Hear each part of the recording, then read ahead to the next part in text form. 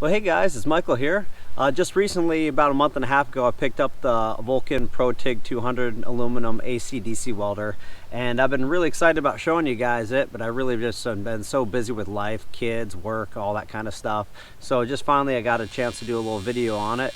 And as you guys probably know, I ride motorcycles, have quite a few around here, and I need another bike stand. So I built this one out of some salvage aluminum and some salvage old conveyor belt. It's pretty useful. I wanted to build one with a little storage shelf on the bottom for storing tools and bolts while you're working on it. I thought that'd be a nice little extra touch. So if you guys are interested in the video, stick around and check it out. What do we got here? Whoa, don't click off just yet. This is not a dreaded unboxing video. I'm gonna get welding soon, I promise. Well, I'm pretty happy. I played around with the settings a little bit. I actually just kind of dialed in what I thought it would be. Luck of the draw. This is the first weld I laid down with this thing. I think it works pretty damn good. Pretty excited. Maybe it's beginner's luck. Well, hey guys, it's Michael here. Got some salvage aluminum, and I happen to have an aluminum TIG welder now. It's the Vulcan ProTIG200. I'm pretty stoked on this machine. I've had it for about a month and a half. Wanted to show you guys it. But anyways, I got a bunch of pieces of salvage aluminum cut out. Some of it's clean, some of it's kind of corroded and dirty.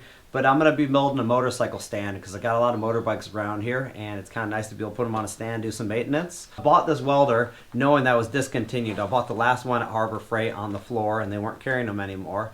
But I bought extended warranty, and I'll tell you guys a little bit later in the video why I had no problem buying a machine that was discontinued. In case warranty service comes up, I'm not worried about it, and I'll explain why. Here's the panels of aluminum. Got 3 of these, 1 of these, and top plate and shelf plate. So you can see there's some heavy corrosion on this part right here, but we'll take a brush to it and clean it off a little bit. I don't have any acetone to clean it up. Anyways, here's the stubby glass cup kits. I've been running these things on here. I've been really happy with them. If you guys are interested, I'll put a link below to those. And I'm running blue tungsten. I'm going to be running 3/32 on this. Somebody might tell me that's not the right tungsten to run on it, but I found it welds just fine. And anyways, let's get welding. Alright you guys, might as well go over settings before we get rolling here. I got 10 cubic feet per hour on 100% argon. I'm sure people are going to tell me that's not enough, but you know what? It's shielding it just fine, so it's perfectly adequate. I got stubby glass cup kit on here, and that actually helps with shielding gas. You can get it a little bit lower. 1/8 inch 6061 aluminum. We are going to be using 3/32 53-56 aluminum filler rod. And on the Vulcan, we have 110 amps. Pulse hertz is 0.8. AC balance is 66. AC frequency is 120. And I just got it set up here and laid down 2 beads. I'll show you guys those. I was pretty happy with that, so we're going to actually get welding now. Alright you guys, so this motorcycle bench turned out pretty well to stand here. I did feel like I had some problems with contamination. It wasn't actually by the corrosion as much. I could knock most of that off with the wire brush. But in hindsight, you know, I really need to keep some acetone around, because when I cut all these aluminum panels, I cut them out on a bandsaw.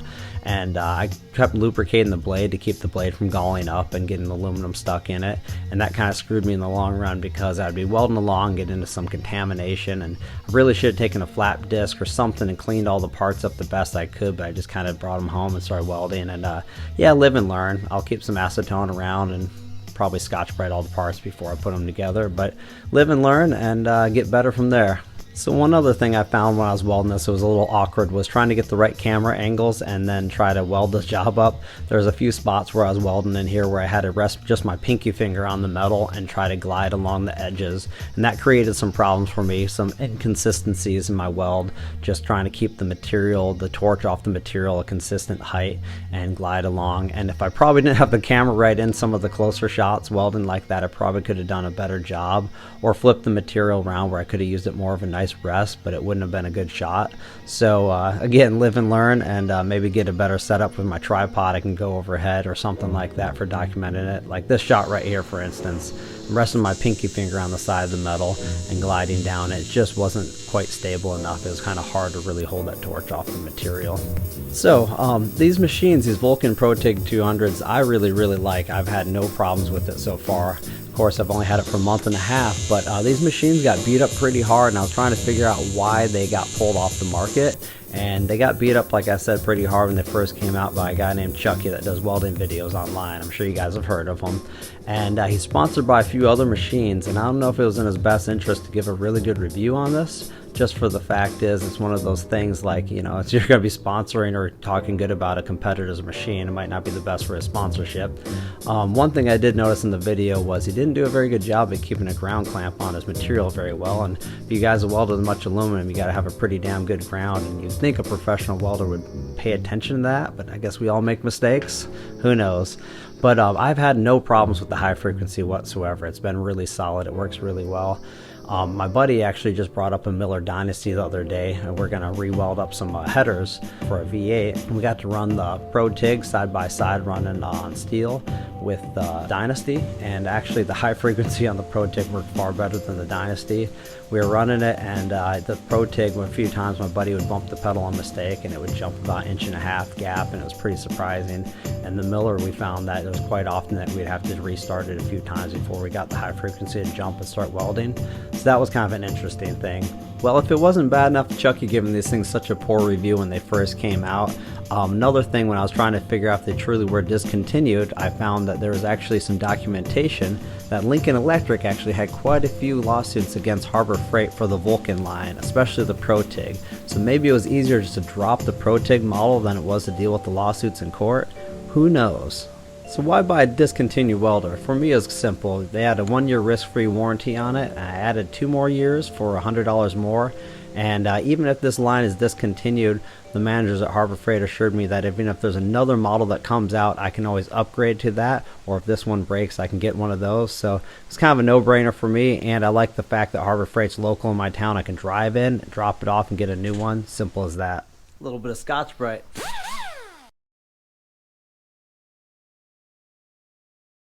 Now what I kind of need to finish this thing off here is a little rubber pad I would like to put on here, and I think I got an old chunk of conveyor belt I pillaged from my work. It's an old ripped up conveyor belt, so let's go outside and see what we can find.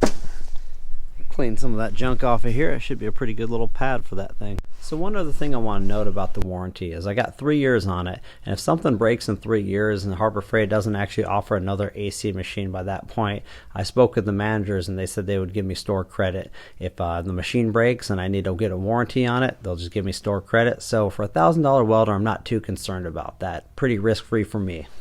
Alright you guys, if you enjoyed the video, please hit like and subscribe. I'd appreciate it. Thanks a lot. Until next time, take care. Bye.